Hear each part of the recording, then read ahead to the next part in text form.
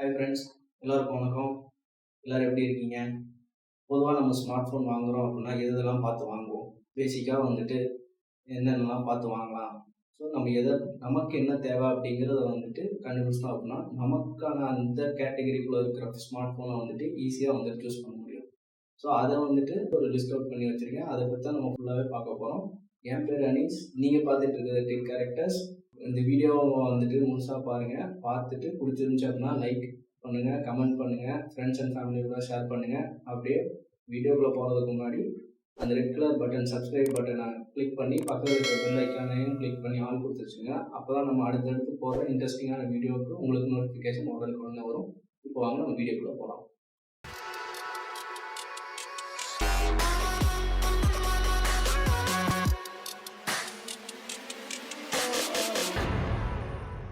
இப்போது ஒரு சர்வே அது மாதிரி எடுத்தோம் அப்படின்னா வந்துட்டு ஒரு 5-6 டாபிக் தான் வந்துட்டு இருக்கும். ஸோ அதெல்லாம் வந்துட்டு ஒரு லிஸ்ட் அவுட் எடுத்து வச்சுருக்கேன். ஸோ அது வந்துட்டு இப்போ நீங்கள் ஸ்க்ரீனில் வந்துட்டு பார்ப்பீங்க. ஸோ இதில் ஸ்க்ரீனில் தெரியறது எல்லாமே வந்துட்டு ஒரு பேசிக்காக நம்ம வந்துட்டு பார்க்க வேண்டியது. இதில் நமக்கு என்ன மெயினாக வேணும் அப்படிங்கிறத பார்த்தோம் அப்படின்னா அதுக்கேற்ற மாதிரி வந்துட்டு நம்ம ஈஸியாக வந்துட்டு ஸ்மார்ட் ஃபோனை சூஸ் பண்ணலாம். அதனால கடைசியாக வந்துட்டு ஒரு கொஸ்டின் மார்க் இருக்குது அப்படின்னு கேட்குறீங்களா? ஆமாங்க, அது ரொம்பவுமே ஸ்பெஷல் பாயிண்ட்டு. ஸ்பெஷலுங்கிறதோட அது ரொம்ப ரொம்ப இம்பார்ட்டண்டான பாயிண்ட்டு. அது வந்துட்டு நான் கடைசியில் வந்துட்டு சொல்கிறேன். வீடியோ வந்துட்டு கடைசி வரைக்கும் பாருங்கள். இப்போ வந்துட்டு நம்ம ஃபஸ்ட்டு பாயிண்ட்டுக்கு போகலாம். ஃபஸ்ட்டு பாயிண்ட் என்ன அப்படின்னு பார்த்தோம் அப்படின்னா வந்துட்டு build quality.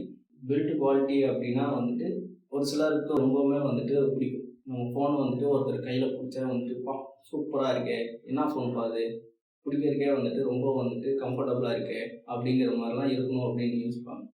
Okay, build quality அப்படின்னா வந்துட்டு நம்ம அதில் என்ன வந்துட்டு மெயினாக பார்க்கணும். பேக்கில் வந்துட்டு நம்ம வந்துட்டு என்ன மெட்டீரியல் அவங்க யூஸ் பண்ணியிருக்காங்க அப்படிங்கிறத பார்க்கணும். ஸோ முன்னென்ன வந்துச்சு பிளாஸ்டிக் வந்துச்சு, அதுவும் ரிமூவபுளாக தான் இருக்கும். இப்போ எல்லாமே வந்துட்டு யூனிபாடி மாதிரி கொண்டு வந்துட்டாங்க. அதில் வந்துட்டு பார்த்தோம் அப்படின்னா இப்போ பிளாஸ்டிக் இருந்துச்சு, அதுக்கப்புறம் மெட்டல் வந்துச்சு, அப்புறம் நமக்கு வந்துட்டு கிளாஸ் வந்துச்சு, இப்போ வந்துட்டு பிளாஸ்டிக்கு, பாலிகார்பனேட் அப்படின்னு சொல்லிட்டு எல்லாமே பிளாஸ்டிக் ரிலேட்டட் தான். கொஞ்சமாக வந்துட்டு டிஃப்ரென்ஸ் இருக்கும், அவ்வளோதான். எது வந்துட்டு நல்லாயிருக்கும் அப்படிங்கிறத பார்த்தோம் அப்படின்னா என்னோட பர்சனல் ப்ரிஃபரன்ஸ் வந்துட்டு கிளாஸ் தான் சொல்லுவேன். ஏன்னா அது கொஞ்சம் பார்க்கறதுக்கும் நல்லாயிருக்கும். ப்ளஸ் வந்துட்டு உங்களுக்கு கையில் பிடிக்கிறப்ப இன்ஹேண்ட் ஃபீலிங் அப்படின்னு சொல்லுவோம் இல்லையா, அதுவுமே வந்துட்டு சூப்பராக இருக்கும். ஒவ்வொருத்தவங்களுக்கும் ஒவ்வொன்றும் வந்துட்டு பிடிக்கும்.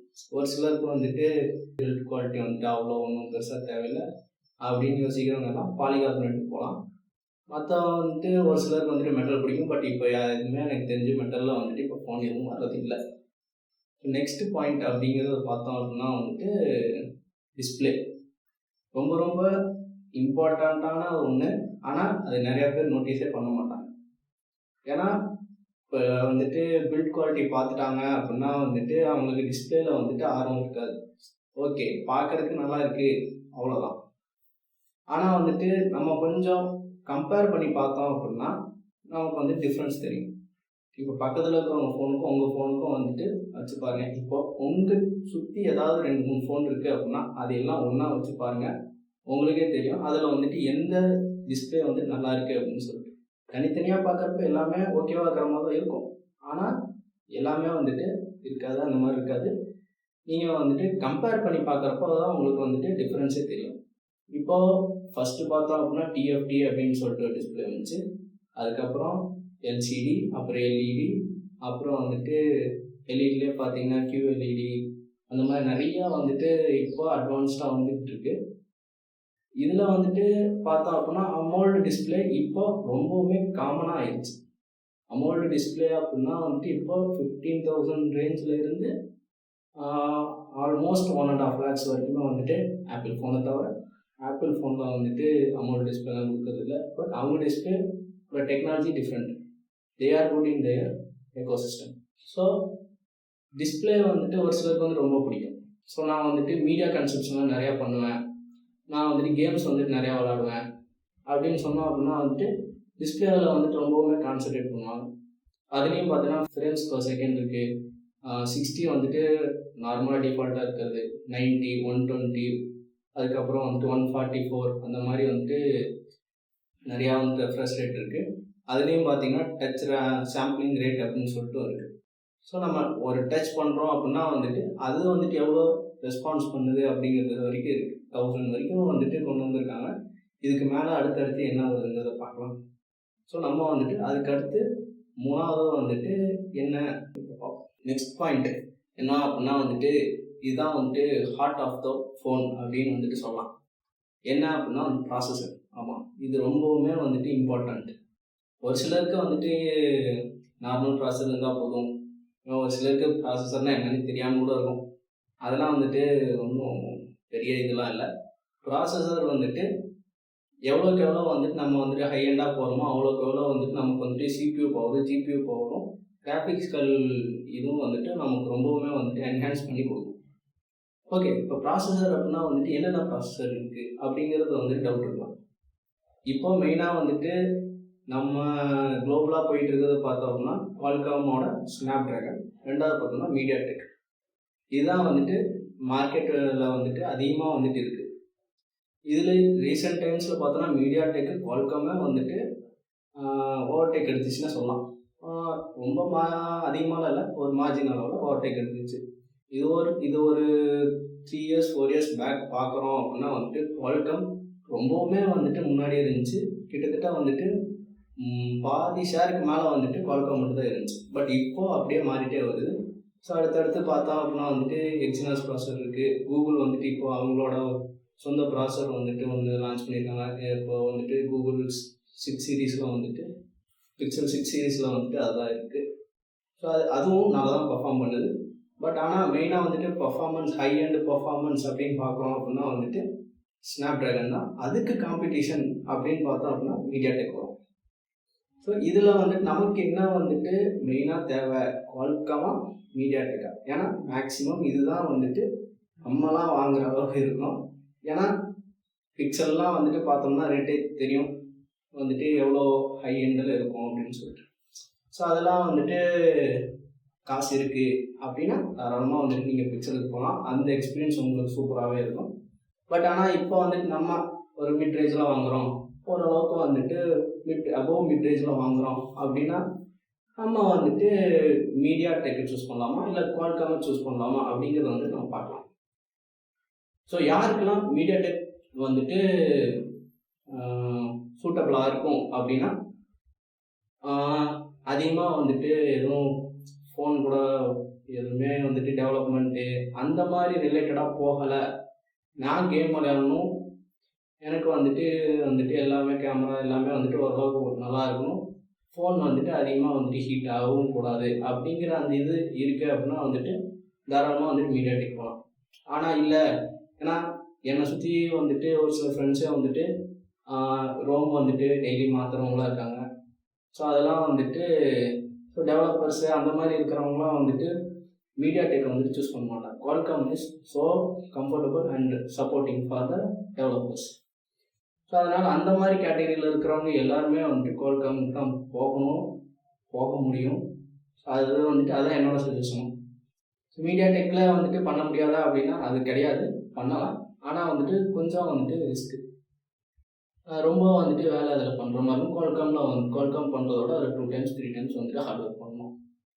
ஸோ இதில் நம்ம தான் வந்துட்டு சூஸ் பண்ணணும் நமக்கு வந்துட்டு என்ன வேணும் அப்படிங்கிறது. என்னோடய பர்சனல் ப்ரிஃபரன்ஸ் பார்த்தோம் அப்படின்னா குவால்காம் தான். ஆனால் ஒரு பட்ஜெட் வைஸ் பார்க்கணும், அதே ஒரு பர்ஃபார்மன்ஸு ஒரு 80 to 90% வந்துட்டு ரீச் ஆகிடும், ஆனால் என்னால் வந்துட்டு ஒரு 5000 அந்த மாதிரி வந்துட்டு சேவ் பண்ண முடியும் மீடியாடெக் ப்ராசஸரோட ஃபோன் வாங்கலாம். ஸோ மீடியாடெக் வந்துட்டு கொஞ்சம் சீப்பர் தென் குவால்காம். ஸோ இது வந்துட்டு ரொம்பவுமே லோ பட்ஜெட்டில் வாங்குகிறோம், ஆனால் ஓரளவுக்காவது வந்துட்டு நல்லா வந்துட்டு பர்ஃபார்மன்ஸ் இருக்கணும் அப்படின்னு நினைக்கிறவங்க வந்துட்டு மீடியாடெக்கு தாராளமாக போங்க. அது என்னோட பர்சனல் ப்ரிஃபரன்ஸ் கூட. இல்லை காசு வந்துட்டு எனக்கு ப்ராப்பராக 2000 3000 எக்ஸ்ட்ரா போடுறதுக்கும் ரெடி அப்படின்னா நீங்கள் தாராளமாக வந்துட்டு குவால்காம் போங்க. குவால்காமில் வந்துட்டு அந்த ஸ்மூத்னஸ் வந்துட்டு கொஞ்சம் அதிகமாகவே இருக்கும். ஓகே, அடுத்து இந்த பாயிண்ட் பார்த்தீங்க அப்படின்னா இப்போ இருக்கிற குளோபல் மார்க்கெட்லேயே இதுதான் வந்துட்டு செல்லிங் பாயிண்ட்டுன்னே சொல்லலாம். என்னன்னு நீங்கள் கண்டுபிடிச்சிருப்பீங்கன்னு நினைக்கிறேன். Yes, camera. இப்போ இருக்கிற இதில் வந்துட்டு கேமரா ஒரு ஃபோனில் வந்துட்டு என்ன மெகா பிக்சல் இருக்குது அப்படின்னு தான் கேட்குற அளவுக்கு வந்துட்டு கேமராவை வந்துட்டு ரொம்பவுமே இம்பார்ட்டன்ஸ் கொடுத்து வாங்கிட்டு இருக்காங்க.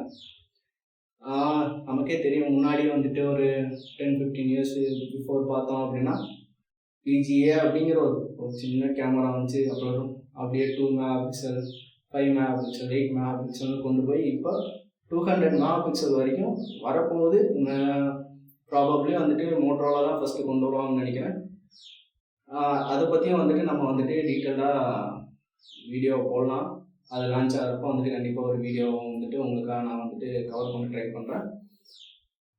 ஓகே, மெகா பிக்சல் அப்படின்னா வந்துட்டு என்ன? அது அதோட size 1 mega pixel, 2 mega pixel அப்படிங்கிறது.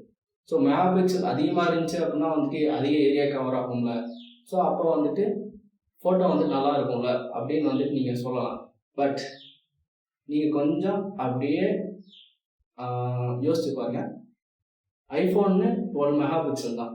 But we are comparing with 108 mega pixel of சாம்சங்கோட S22 சீரீஸில் இருக்க 108 மெகா பிக்சலை வந்துட்டு நம்ம 12 மெகா பிக்சல் கூட வந்துட்டு கம்பேர் பண்ணுறோம். அப்பயுமே வந்துட்டு பார்த்தோம் அப்படின்னா ஆப்பிள் பல இடத்துல வந்துட்டு லீக் பண்ணுது. அதுக்கு என்ன காரணம்? ஸோ மெகா பிக்சல்ங்கிறது வந்துட்டு இம்பார்ட்டன்ட் இல்லைன்னு சொல்ல முடியாது. அதுக்குன்னு அதுதான் இம்பார்ட்டன்ட்னு சொல்லிட முடியாது. மெகா பிக்சல் வந்துட்டு எவ்வளோ வேணால் இருக்கட்டும். பட் அதை வந்துட்டு எப்படி ஆப்டிமைஸ் பண்ணியிருக்காங்க, அந்த பிராண்ட் வந்துட்டு ஆப்டிமைஸ் எப்படி பண்ணியிருக்காங்க அப்படிங்கிறது தான் மெயினே. அந்த ரிசல்ட்டே வந்துட்டு அங்கே தான் இருக்கும். ஸோ இதுக்கு பின்னாடி அந்த ப்ராசஸரும் வந்துட்டு நமக்கு வந்துட்டு நல்லாவே வந்துட்டு ஹெல்ப் பண்ணும். அதில் வந்துட்டு இமேஜ் ப்ராசஸிங்லாம் ஆகும். ஸோ அதனால் வந்துட்டு நம்ம ப்ராசஸரும் அந்த ஆப்டிமைசேஷன்லாம் வந்துட்டு உள்ளே வரும்னு சொல்லலாம். ஓகே, ஸோ இப்போ என்ன 200 மெகா பிக்சல் வந்தால் நல்லா இருக்காது அப்படின்னு சொல்கிறியா அப்படின்னு கேட்குறீங்களா? அப்படிலாம் இல்லைங்க. வந்துட்டு கண்டிப்பாக வந்துட்டு நல்லா தான் இருக்கும். பட் ஆனால் வந்துட்டு அதை வந்துட்டு ஒரு நல்லா ஆப்டிமைஸ் பண்ணோம் அப்படின்னா நம்ம தாராளமாக வந்துட்டு 200 மெகா பிக்சலோட ஃபுல் பொட்டென்ஷியல் வந்துட்டு நான் எடுக்கலாம் அப்படின்னு தான் சொல்கிறேன்.